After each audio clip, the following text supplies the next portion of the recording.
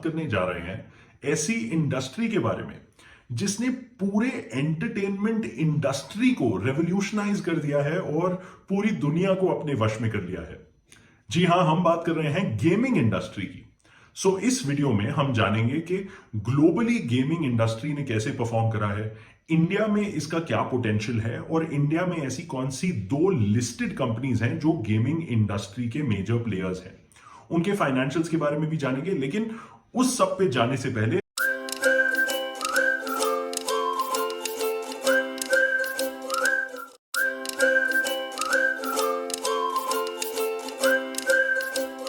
क्या आप जानते हैं कि gaming industry actually half a century old है।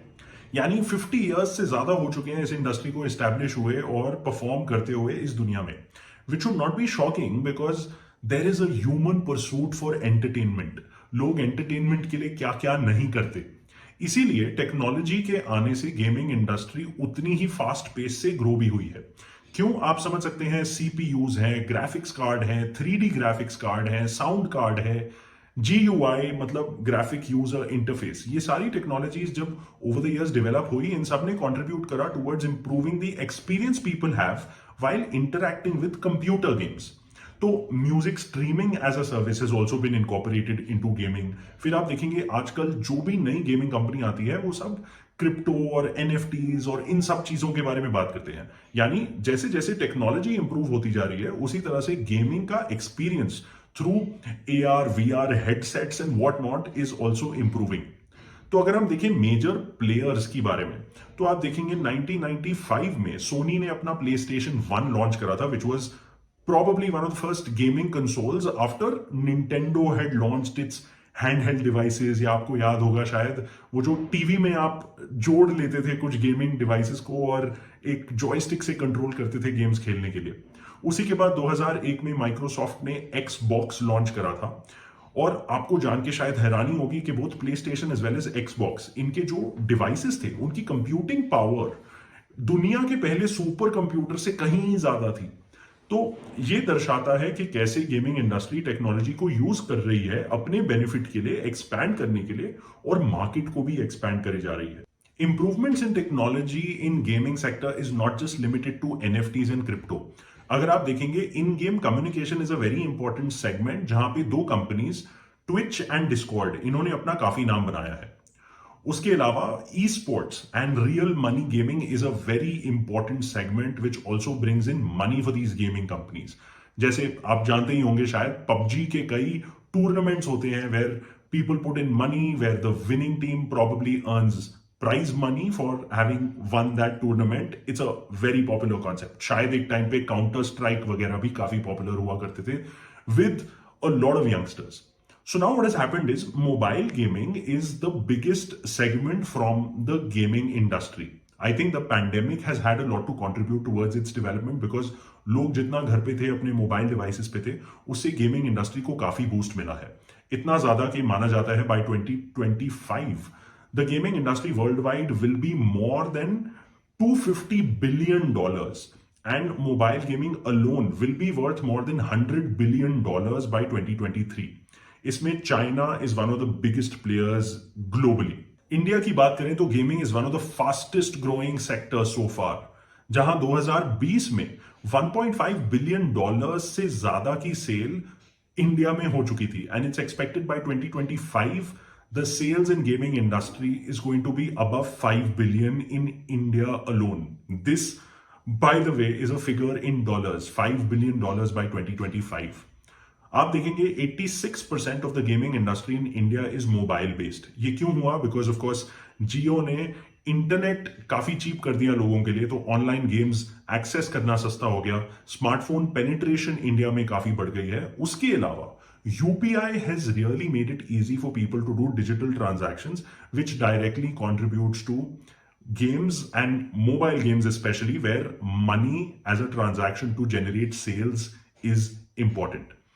आपको जान के शायद खुशी हैरानी होगी कि ये सिर्फ इंडिया की यंग पॉपुलेशन पे ही सीमित नहीं है। इंडिया की middle age population is also heavily into gaming, where games such as Ludo King as well as possibly Candy Crush have been really popular as per demographic data available in the middle ages as well. Pandemic की वजह से 45% of mobile users in India are expose to and actually engage in mobile games. KPMG के एक report के हिसाब से कई India की टॉप गेमिंग कंपनीज हैं जिसके बारे में मैं अभी आपको बताने जा रहा हूं, and most of these companies are heavily invested in by VCs. तो आइए देखते हैं इन कंपनियों का नाम क्या है और ये कौन सी गेम्स में स्पेशलाइज करते हैं। गेमशॉम जो सबसे ऊपर लिखा है वो लूडो किंग और कैरम किंग जैसी गेम्स में एंगेज करते हैं और उनकी ऑफरिंग्स है मोबाइल के लिए। Octro has developed तीन पत्ती. Similarly, Moonfrog has also developed तीन पत्ती and Ludo Club. Reliance Games ने WWE Mayhem के लाइसेंस लिए हुए हैं and Gameberry ने भी Ludo Star और Parcheesi Star plus as you can see Nazara Technologies ने मोटू पतलू स्पीड रेसिंग। यानी अगर आप कैटेगरीज ऑफ गेम्स देखेंगे तो board games, casino and card games, action games and casual games, जिसमें से possibly board games are most popular among the Indian audiences. आइए सबसे पहले बात करते हैं इंडिया की सबसे बड़ी गेमिंग कंपनी की जिसका नाम है delta Corp. Delta Corp run करता है इंडिया के सबसे ज्यादा ऑर्गेनाइज्ड कसिनोज। तो 55% of the organized casino market is owned by this company, where you would have heard of casinos like Deltin Royale, Deltin Jack. ये casinos हैं जो गोवा में रन करते हैं and they're almost like a floating casino cum hotel. This company also owns Adda52, Rummy.com. These are one of the most popular platforms in India for online rummy and poker. इसके investors में mister Rakesh Jhunjhunwala भी आते हैं। तो अब देखते हैं इस कंपनी की फाइनेंशियल परफॉर्मेंस कैसी है।